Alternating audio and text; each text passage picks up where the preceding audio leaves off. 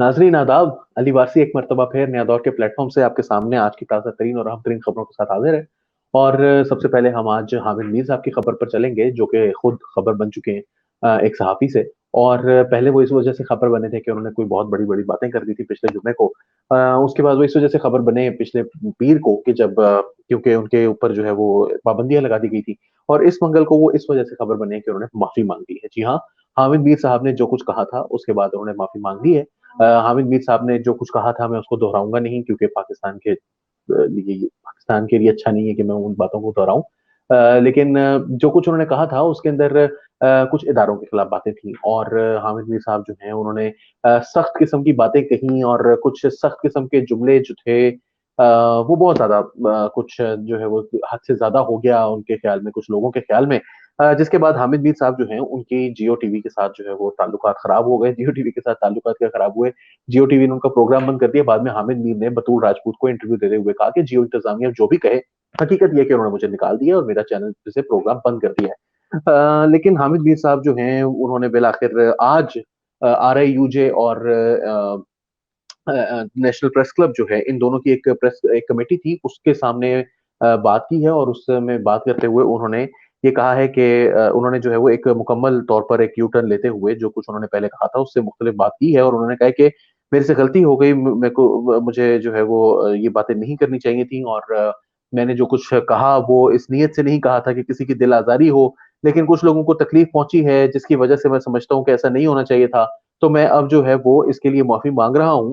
अ, हामिद मीर साहब जो हैं वो आपको पता है कि पाकिस्तान के नामवर तरीन एंकर्स में से एक हैं। और मैं उनकी जो स्टेटमेंट है वो पहले पढ़ देता हूँ और उसके बाद आप मज़ीद बात कर सकते हैं। उन्होंने कहा कि गुज़िश्ता हफ़्ते 28 मई को नेशनल प्रेस क्लब इस्लामाबाद के बाहर पीएफयूजे के मुज़ाहिरे में सहाफ़ियों पर बढ़ते हुए हमलों की मज़म्मत की जा रही थी। और अफ़सोस का इज़हार किया जा रहा था कि बशमूल मुझ पर होने वाले हमले इन हमलों को संजीदगी से नहीं लिया जा रहा। इस मौके पर चंद सहाफ़ियों ने कुछ सख्त तकरीरें की। मेरी तकरीर से पैदा होने वाले गलत तासुर का मुझे बखूबी एहसास है। और मैं बगैर किसी भी दबाव के अपने ज़मीर, एहसास से ज़िम्मेदारी और मुरव्वजा सहाफ़ती इक़दार के तहत ये वाज़ेह करना चाहता हूँ कि मैंने ना अपनी तकरीर में किसी फ़र्द का नाम लिया और ना ही मेरी फ़ौज से कोई लड़ाई है। मैं फ़ौज का बहैसियत इदारा एक एहतराम करता हूँ।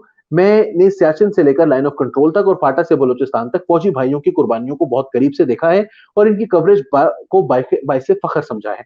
मेरा मकसद हरगिज़ किसी की दिल आज़ारी और जज़्बात को ठेस पहुँचाना नहीं था, लेकिन मेरे अल्फ़ाज़ से पहुँचने वाली तकलीफ़ पर मैं तहे दिल से माज़रत ख़्वाह हूँ। इसके साथ-साथ मैं हुकूमत से अपील करता हूँ कि सहाफ़ियों पर हमलों का सिलसिला रुकवाया जाए और इन हमलों के ज़िम्मेदारान को गिरफ़्तार करके इनको कानून के कटहरे में लाया जाए। इस ज़िम्न में सहाफ़ियों के तहफ़्फ़ुज़ के सिलसिले में पार्लियामेंट में जल्द अज़ जल्द कानून साज़ी मुकम्मल की जाए। कमेटी इस बयान से इत्तफ़ाक करती है, ये कमेटी के अल्फ़ाज़ हैं। और उन्होंने कहा है कि ये मामला अब खुश-उसलूबी से हल हो जाएगा, उम्मीद की जाती है। अब मुझे नहीं पता कि कौन-सा मामला, क्योंकि कमेटी के साथ तो उनका कोई मामला था नहीं, उनकी या वो जियो की इंतज़ामिया की तरफ से ये कर रहे हैं, तो जियो ने तो अपनी कमेटी बनाई थी। और फ़ौज की तरफ से कर रहे हैं, तो फिर सहाफ़ियों की नुमाइंदगी क्यों कर रहे हैं? मुझे तो समझ में नहीं आ रहा कि क्या वजह है, क्या इसका मामला है। लेकिन मैं सिर्फ़ इतना समझता हूँ कि हामिद मीर साहब ने जो कुछ कहा था। देखिए, पहली बात तो ये है कि सहाफ़ती जो इक़दार है ना, वो नहीं भूलने चाहिए किसी को भी। अगर कोई अफ़वाह है जिसको आप इस तरह से लोगों में फैला रहे हैं, जिसकी वजह से किसी भी बंदे के बारे में वो अफ़वाह है, या तो आप मुसद्दिक़ा इत्तलात हो आपके पास और आप नाम ले सकते हो, तो फिर आप मुसद्दिक़ा इत्तलात को लोगों के साथ शेयर करें। अगर किसी अफ़वाह की बुनियाद पर आपने ये कर दिया है, जिसमें आप कह रहे हैं क्योंकि आपका मकसद जो था वो किसी को तज़हीक करना या किसी को नुकसान पहुँचाना या किसी की को तकलीफ़ देना नहीं था। जब आपके ये मकासद नहीं थे, तो फिर आपने ये बात क्यों की? और जब आपने ये बात कर दी, तो फिर इसके ऊपर कायम रहना भी जो है वो इम्पोर्टेंट था। मैं समझता हूँ कि वो बात करनी नहीं चाहिए जिसके ऊपर जो है वो फिर बाद में आपके लिए मसला हो। हामिद मीर साहब जो हैं वो तकरीबन 30 साल से शोबा सहाफ़त से मुंसलिक हैं। औसाफ अखबार के एडिटर रहे हैं, जंग के अंदर बहुत सालों से कॉलम्स लिख रहे हैं, रिपोर्टिंग करते रहे हैं। उन्होंने जो है वो इंटरव्यूज़ किए हैं बहुत ही शानदार किस्म के और तारीखी किस्म के। उन्होंने इसके अलावा एक प्रोग्राम कैपिटल टॉक जो है वो 20 साल से पाकिस्तान के मकबूल तरीन प्रोग्राम्स में से एक है, शायद सबसे मकबूल प्रोग्राम है। हामिद मीर जो हैं वो कोई नए नहीं है सहाफ़त में, उनको सब कुछ पता है कि इस मुल्क के अंदर कौन-सी चीज़ किस तरह से कौन कब करवा सकता है। तो फिर ऐसे मौके पर ऐसे हालात में आप इस तरह की जब बात करते हैं तो ज़ाहिर-सी बात है कि कुछ सूरत-ए-हाल जो है वो आपने खुद ऐसी ऐसी बना दी कि जिसके बाद ये शायद मुमकिन नहीं रहा कि आपके साथ जो है वो कोई रियायत बरती जाए किसी भी किस्म की। और वो रियायत जो है वो क्योंकि नहीं बरती गई, तो अब ज़ाहिर है उनके घर वालों के लिए भी थोड़ा-सा मसला जो है वो क्रिएट हो रहा था। मगर मैं फिर वही कहता हूँ कि आपकी मतलब हामिद मीर साहब जो हैं वो पाकिस्तान के one of the most handsomely paid एक सहाफ़ी हैं और बहुत सारे सहाफ़ी यहाँ पर जो इस एहतजाज में मौजूद थे या जिन लोगों ने इसको कवर किया वो मेरी तरह के छोटे-छोटे सहाफ़ी हैं और सहाफ़ी जो कि अपने आप को जो है एक एक मेहनत कर रहे हैं और एक लार्जर मूवमेंट का हिस्सा समझते हैं, जो इस मुल्क में तब्दीली लाना चाहते हैं, वो हामिद मीर साहब जैसे बड़ों की तरफ देखते हैं और जब उनको नज़र आता है कि हामिद मीर साहब स्टैंड नहीं ले सकते या नहीं ले सके या उनके ऊपर इस तरह तो फिर वो भी कल को सच तो फिर सच वहाँ तक बोल लें या सच रिपोर्ट उस तरह से करें कि जिसके ऊपर बैकलैश इस तरह से ना आए। आप जब पर्सनल बात करेंगे तो फिर ज़ाहिर है एक तो पहले ही आप कोई अच्छी मिसाल नहीं कायम कर रहे और फिर उसके बाद आपका प्रोग्राम बंद हो गया, उससे भी एक अच्छी मिसाल कायम नहीं हुई कि पाकिस्तान में सहाफ़ती इदारे तो ये कर रहे हैं। फिर अब आपने माफ़ी माँग ली है, उससे एक अच्छी मिसाल कायम नहीं हुई कि बाद में आपसे माफ़ी मंगवाई जाती है और फिर अब एक और अच्छी मिसाल कायम नहीं होगी जब आप वापस अपने प्रोग्राम पर आएँगे क्योंकि लोगों को पता चलेगा कि अपने प्रोग्राम के ऊपर माफ़ी माँग कर आप वापस भी आ सकते हैं और माफ़ी मंगवाने के बाद वो आपको वापस आने देते हैं। तो फिर कोई फ़ायदा नहीं है ये सब कुछ करने का, ये एक एक्सरसाइज़ इन फ्यूटिलिटी थी शायद और अगर इसका कोई फ़र्क पड़ता है तो मेरा ख़्याल है नेगेटिव पड़ा है सिर्फ़, इसका कोई पॉज़िटिव फ़र्क नहीं पड़ा इससे पाकिस्तान की सहाफ़त को। चलते हैं अपनी अगली खबर की तरफ। शौकत अज़ीज़ सिद्दीकी साहब एक इस्लामाबाद हाई कोर्ट के जज थे और इन्होंने जो है वो कुछ बातें कही थी बहुत साल पहले, 2018 की बात है। फैज़ाबाद धरने के मौके पर इनके कुछ फैसले सामने आए जिसमें उनका ये कहना था कि इंटीरियर मिनिस्टर फौरी तौर पर यहाँ से इन धरने वालों को हटाएँ, टीएलपी का जो धरना चल रहा था। और फिर इंटीरियर मिनिस्टर ने जब ज़ाहिर है कि कोई एक्शन नहीं लिया, ये एक सियासी मामला था, तो उसके ऊपर शौकत अज़ीज़ सिद्दीकी साहब ने कहा कि अगर आपने ना हटाया तो फिर आपके खिलाफ एक्शन होगा। जिसके बाद उनको हटाने की कोशिश करना पड़ी और वो हटा नहीं सके। नतीजतन शौकत अज़ीज़ सिद्दीकी साहब जो हैं, उनके ऊपर कुछ बकौल उनके कुछ प्रेशर आया। कहाँ से आया, कहाँ से नहीं आया, आप जाकर खुद पढ़ लीजिए, मैं आपको नहीं बता रहा। शौकत अज़ीज़ सिद्दीकी साहब ने जो है वो एक इसके अलावा उनके बाद में कुछ अरसे बाद उन्होंने एक तकरीर की और उस तकरीर के अंदर उन्होंने कहा कि उनके ऊपर दबाव डाला जा रहा है और दबाव जो है वो डाला जा रहा है नवाज़ शरीफ साहब के केसेज़ में उनको एक ऐसा बेंच कॉन्स्टिट्यूट करने का जो कि नवाज़ शरीफ साहब के खिलाफ फैसला दे। जब उन्होंने ये बयान दिया तो उसके बाद उस वक़्त चीफ जस्टिस साकिब निसार साहब सुप्रीम जुडिशियल काउंसिल में इनका केस लगा और सुप्रीम जुडिशियल काउंसिल ने ये कहा कि इनको जो है वो इन्होंने जो बात की है उसकी वज़ह से अदलिया के वक़ार पर आँच आई है और अदलिया के वक़ार पर आँच आने के लिए उसके ऊपर दबाव की बातें उन्होंने की हैं जिसकी वज़ह से हमें जो है वो इनको निकालना होगा और एक अनसेरेमोनियस अंदाज़ में मतलब मैं समझता हूँ कि एक एएसआई को इतनी जल्दी जो है वो फारिग नहीं किया जाता है जितनी जल्दी एक हायर अदालत का एक जज जो है वो साकिब निसार साहब की सुप्रीम जुडिशियल काउंसिल ने फारिग किया। इनकी 3 दफ़ा पिटीशन जो है वो इन्होंने जमा करवाई थी, सुनवाई के लिए अपील जो है वो मंज़ूर नहीं होती थी। बिल आखिर अब वो मंज़ूर हुई है अपील सुप्रीम कोर्ट में आज उसकी पिछले केस में पिछले पेशी में जो है वो समाअत के लिए मंज़ूर की गई थी, आज पहली समाअत थी। तो आज जो समाअत हुई उसके अंदर उन्होंने अपनी जानिब से जो स्टेटमेंट थी वो जमा करवाई और उस स्टेटमेंट के अंदर उन्होंने बहुत बड़ी-बड़ी स्टेटमेंट्स दी हैं। मैं उनके बारे में बात नहीं कर रहा, आप जाकर पढ़ लें। उस स्टेटमेंट के अंदर जो इम्पोर्टेंट 1-2 चीज़ें हैं, वो ये हैं कि उन्होंने पिछले जो जजेस हैं, उनके ऊपर भी इल्ज़ामात लगाए हैं।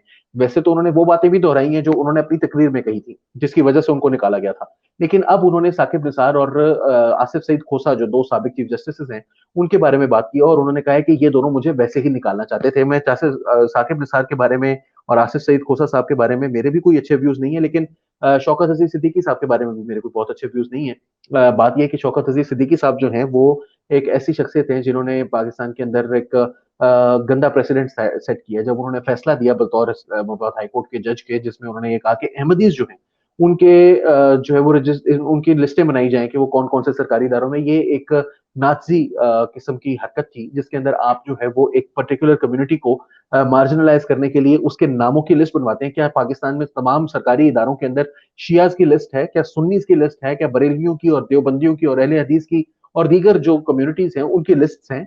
क्या ये बात जो है वो किसी को ज़ेबा देती है पाकिस्तान के एक जज को कि वो ये ऑर्डर करे?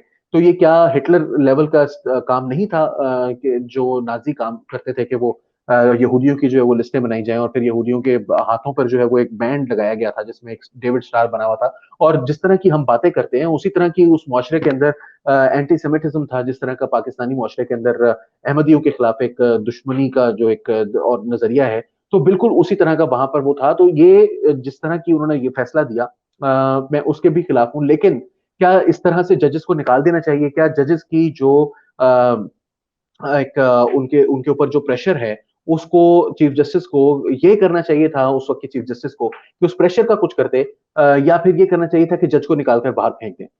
जस्टिस शौकत अज़ीज़ सिद्दीकी साहब ने कहा कि मैं प्रेशर को कम करने के लिए ये सब कर मैंने ये बयान दिया था ताकि मेरे ऊपर से प्रेशर कम हो के बात पब्लिक में आ गई और हमें पीछे हटना चाहिए, उल्टा मुझे जो है वो अदालत ने निकाल दिया।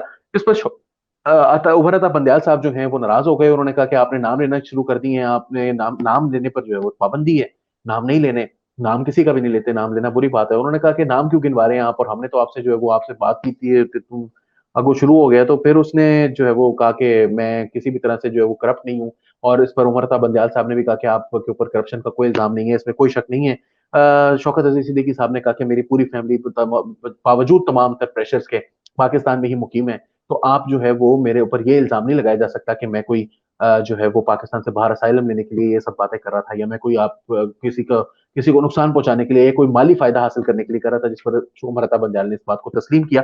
बहरहाल ये जो फ़ैसला है वो अब 21 जुलाई 2018 को ये फ़ैसला आया था और अब इस वक़्त जो है वो 21 जुलाई को sorry district bar association Rawalpindi में उन्होंने ये खिताब किया था और उसके बाद उनको निकाल दिया गया था आर्टिकल 209 के तहत। लेकिन अब जो है वो इसकी अगली जो समात है 30 जून के को वो वैसे ही रिटायर हो रहे हैं। तो अब ये समात के लिए तो मंज़ूर हो गई है लेकिन 30 जून को वो रिटायर हो जाएँगे और ये जो समात है वो अगली जो समात है वो गैर मुअय्यना मुद्दत तक के लिए मुलतवी कर दी गई है। तो अब पता नहीं कि उनकी मौजूदगी में या उनके होते में ये फैसला अब मज़ीद आगे बढ़ेगा भी या बस यहीं पर जो है वो इसका खात्मा हो जाएगा। ये तो अभी फ़िलहाल हम नहीं बता सकते लेकिन बहरहाल ये फैसला जो है वो अ, हुआ है कि अगली समात जो है वो देखेंगे कभी करनी हुई तो कर लेंगे। चलते हैं अपनी अगली खबर की तरफ हरीपुर के अंदर एक टीनेज यानी नौजवान लड़की को जो है वो अ, पत्थर मार-मार के उनके दादा ने इज़्ज़त के नाम पर कत्ल कर दिया है। ये जो खातून हैं ये इनके ऊपर कुछ इल्ज़ाम इस तरह से था कि ये इनके ऊपर जो है वो एक गाँव से ये ताल्लुक रखती हैं हरीपुर के, खैबर पख्तूनख्वा के। पुलिस का कहना है कि ये जो दादाजी हैं जिन्होंने ये ज़ुल्म किया और ये जुर्म किया, इन्होंने अपनी गलती को तस्लीम कर लिया है, इन्होंने अपने जुर्म को तस्लीम कर लिया है। जो वालिदा हैं उन्होंने पुलिस को कहा है कि ये अ, ख खला खल खालाबत टाउनशिप के इलाके में जो है वो अपने शौहर और बेटी के साथ पिछले कई सालों से रह रही हैं।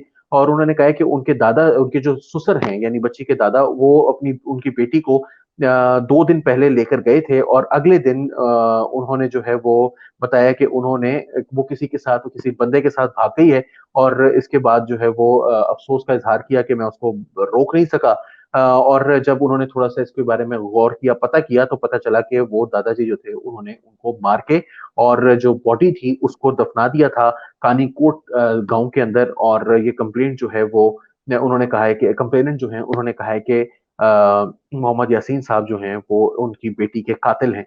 किस बात पर कत्ल किया है हमें ये तो नहीं पता लेकिन ये बात कुछ समझ में आने वाली नहीं है कि वो लेकर किसी और काम के लिए गए थे और फिर उन्होंने जो है वो मार के उनको भेज दिया। तो ये एक ऑनर क्राइम है, इसके अंदर एक मर्तबा फिर ज़ाहिर है कि पाकिस्तान में बड़े आसानी से जो है वो लोगों को कत्ल कर दिया जाता है, सिर्फ़ इस बुनियाद पर कि हम जो है ना वो बहुत हमारी इज़्ज़त के ऊपर जो है वो हरा-फारा था। तो उन्होंने अपनी पोती जो है उस बेचारी को कत्ल कर दिया है।